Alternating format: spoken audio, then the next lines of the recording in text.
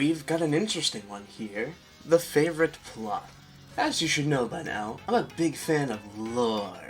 Both self-made headcanons and actual canon. With my already established appreciation of villains from the previous episode, it should come to shock nobody that I'm a fan of Count BLECK. Oh yes, hailing from Super Paper Mario, my personal favorite of the series, even though I know some other people are going to be bigger fans of Paper Mario, the Thousand Year Door. One more announcement. I have zero idea what it could possibly be. I like the story of Super Paper Mario way more.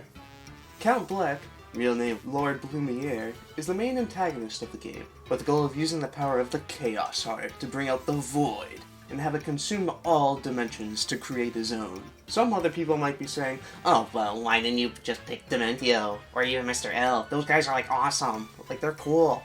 And well, yes, I have to agree, those guys are pretty freaking cool. Count BLECK has been on my mind for years, if it wasn't already obvious enough. I'd like to think he was the inspiration for my affinity for top hats, but who knows? Maybe that's always been there. His elegance has always been a defining character trait. However, we're talking about the plot here, seeing as how he's on the by plot part of the chart here. So, I should probably go into a bit more detail. The story of Super Paper Mario is one, if not the main thing that keeps the game held in high regard, and for good reason.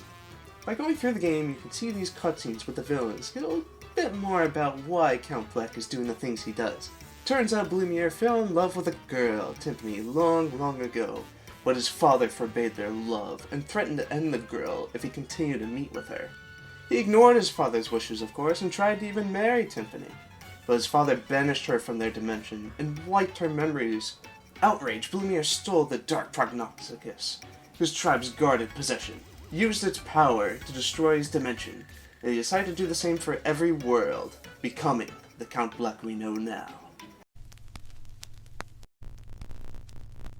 Hello? Hello? Will, are you there? Something's wrong with Archive. There's obviously way more to the story than that, like the forced wedding between Peach and Bowser that he does in the game's opening cutscene, which is just kind of weird until you really understand why he's doing it, but it's an interesting opening. I don't really want to go through the game's whole spiel here and just spoil it for you. If you want to check it out, go right ahead, but it is a 20-year-old game on the Wii. You play with a stick. But even if you don't play it, check it out. It's a very good game, and I find it to be very underrated. I just wish he was in the game a little bit more, or even just referenced more in general, because Count BLECK is one of my favorite Mario villains of all time. But oh well, that's fate, I suppose.